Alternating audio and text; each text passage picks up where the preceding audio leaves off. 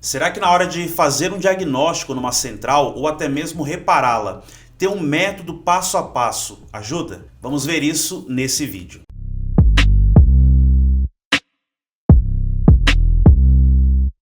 Hoje eu quero falar com você que repara centrais ou que está pensando em entrar nesse segmento. Como comentamos no início, será que ter um método passo a passo vai te ajudar a fazer diagnósticos mais rápidos e precisos? Bom, hoje com a enxurrada de informações que nós temos sobre o assunto, sobre reparo de módulos, às vezes quando nós estamos começando, ficamos até um pouco perdidos sobre qual procedimento nós podemos aplicar em um determinado sintoma e a partir disso, muitas vezes nós não conseguimos ter o resultado esperado na hora de fazer um reparo. Por isso, nesse vídeo aqui eu quero mostrar para você que ter um método baseado no sintoma vai te ajudar muito na hora de chegar no possível diagnóstico. O que eu quero mostrar para vocês aqui então é uma parte muito importante do reparo, não só do reparo de centrais, mas de qualquer coisa que você for mexer. Se você estiver trabalhando com sistema de injeção, ter um método também te ajuda ali. Se você for reparar um sistema de ABS ou qualquer coisa, quando você tem um método que te mostra passo a passo através do sintoma, com certeza a tua reparação ela fica muito mais rápida. É claro que, guardado as devidas proporções, às vezes o defeito é tão cabuloso que dificilmente você tem ali uma solução a menos que você troque a peça, Mas na maioria dos casos, quando nós temos ali um método certinho, um passo a passo muito bem definido, você consegue sim fazer um reparo muito mais rápido. Então eu vou mostrar para vocês aqui a arte que eu preparei para vocês entenderem o que eu quero explicar com isso, Te mostrar como o passo a passo ajuda. Dá uma olhada. Bom, aqui eu tenho então um material, esse material ele é cedido para os alunos do nosso curso de reparo, mas eu quero compartilhar com você um ponto interessante aqui, dá uma olhada. Esse manual é um método passo a passo que nós temos para ajudar os nossos alunos a chegar nos diagnósticos um pouco mais precisos, tentar simplificar um pouco toda essa enxurrada de informações que muitas vezes eles já têm, para consegui-los direcionar no caminho correto, naquilo que realmente é interessante ele fazer para determinados sintomas que a central apresenta. Aqui nós temos o objetivo do manual, mas o que eu quero mostrar é isso aqui. Nós temos então um sintoma muito específico. O método diagnóstico do sintoma 1, ele está relacionado ao quê? A uma central que está inoperante e que está sem comunicação com o scanner. Então é bem comum a central ela apresentar vários sintomas no veículo. O carro não pega, o carro pega e morre, o carro não aciona um atuador, não acelera ou não tem um controle da marcha lenta. O carro muitas vezes ali, o sinal de alguns sensores não é devidamente interpretado pela central. Ou seja, perceba que a gama de defeitos que nós podemos ter no reparo ou numa central eletrônica é diversas, São várias. E às vezes o defeito nem é a central, às vezes o defeito é o veículo mesmo, Mas aqui a gente está partindo do pressuposto que todos os diagnósticos no veículo já foram feitos. Então a central ela apresenta esse sintoma, sintoma número 1.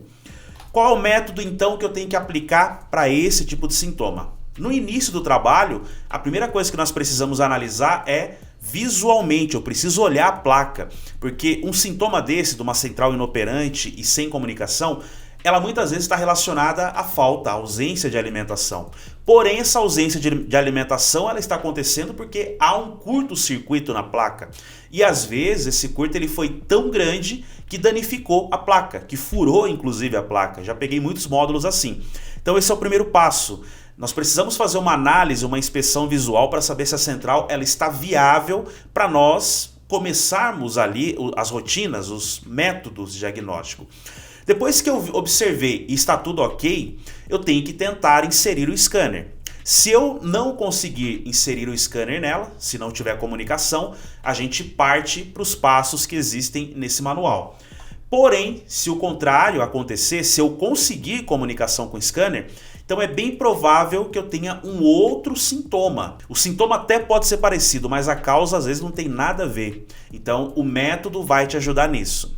Mas vamos lá, vamos imaginar que a central aqui ela está inoperante, ou seja, o motor não funciona e não há comunicação com o scanner. O passo número 1 então para a gente poder iniciar o nosso trabalho consiste no quê? Na análise da alimentação, como a gente pode ver aqui. A primeira coisa que eu preciso saber é, essa central está devidamente alimentada ou não? Ela está recebendo alimentação de bateria, 12 volts? Se isso não estiver acontecendo, obviamente essa central ela vai se tornar inoperante, ela não vai funcionar e, claro, não vai haver comunicação com o scanner.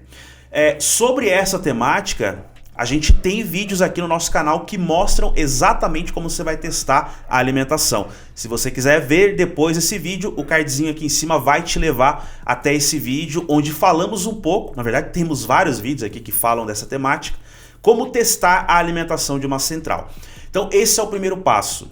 O segundo passo ainda consiste na alimentação, porém uma alimentação muito mais específica. A central ela está dividida em duas etapas, o padrão de alimentação que nós observamos nela. O primeiro é os 12 volts, é a tensão de bateria ou até mesmo os 24 volts, se for uma central diesel. No entanto, toda central ela vai precisar reduzir essa alimentação para 5 volts. Quando isso acontece, o sistema lógico passa a funcionar, ou seja, processador, CIs, drivers, entre outras coisas. E, obviamente, os sensores que dependem da alimentação de 5 volts também. Então eu preciso analisar esse segundo fator da alimentação. E ela vai ser analisada onde, muitas vezes? Lá nos sensores, podemos ir direto até alguns sensores específicos do sistema e verificar se há ou não 5 volts lá. Ou logo após o regulador de tensão, dentro da placa, alguns componentes ali vão receber alimentação de 5 volts. Como eu disse, o cardzinho aí acima vai te levar para o vídeo que eu explico exatamente isso, tá? Esse vídeo está gratuito, está aqui no canal para todo mundo poder assistir. Depois você corre lá e dá uma olhada. Bom, então se o primeiro passo estiver ok e a central ainda estiver inoperante e sem comunicação, vamos para o passo 2, dá uma olhada. A primeira coisa o passo 2, vamos precisar substituir a calibração. O que é a calibração, Luciano? Arquivo. Para que uma central funcione adequadamente, ela precisa estar com o hardware perfeito e o software também tem que estar ok. E a calibração, ela está já nesse lado voltado para o software. Ela é o software, né? Então precisamos muitas vezes, após fazer todo o teste de alimentação, estiver tudo ok no hardware, vamos partir para o sistema operacional, para o software. Se a central ela tiver as memórias flashes fora do processador, usamos um programador de EPROMs. Eu acho que eu devo ter vídeos também que explicam exatamente sobre isso. Se não tiver, o YouTube está repleto de vídeos que mostram como usar um programador de EPROMs. E numa segunda etapa, se a central ela tiver a memória flash dentro do processador, usamos programadores especiais. Aí sim eu tenho um cardzinho aqui em cima que vai te levar para um vídeo onde eu mostro como utilizar um programador específico para fazer a troca de calibração de uma central onde ela tem sim ali a memória flash agregada ao processador. Depois você corre lá e dá uma verificada também. Bom, então se isso também não resolver, nós temos o terceiro passo. O terceiro passo, ele consiste no quê? Em um teste muito específico de uma peça, de um componente que é fundamental para o funcionamento da placa. Eu estou falando do cristal de quartzo, do clock. Vamos pensar no seguinte, para que o processador então ele entre em operação, ele precisa estar com o hardware que o cerca ok, ele tem que estar com o software adequado, também ali sem nenhum problema, nenhum corrompimento, e ele precisa de um sinal que vai fazer com que o processador ele entre em operação. Essas três coisas juntas farão com que toda a parte lógica ela entre em operação. E o cristal ele é fundamental para que o sistema operacional, para que toda a mágica aconteça. Portanto, é um sinal que não depende de nada do lado externo. É um sinal único e exclusivamente interno, dentro ali do circuito como um todo, e que para tudo possa funcionar, ele tem que estar operante, tem que estar funcionando.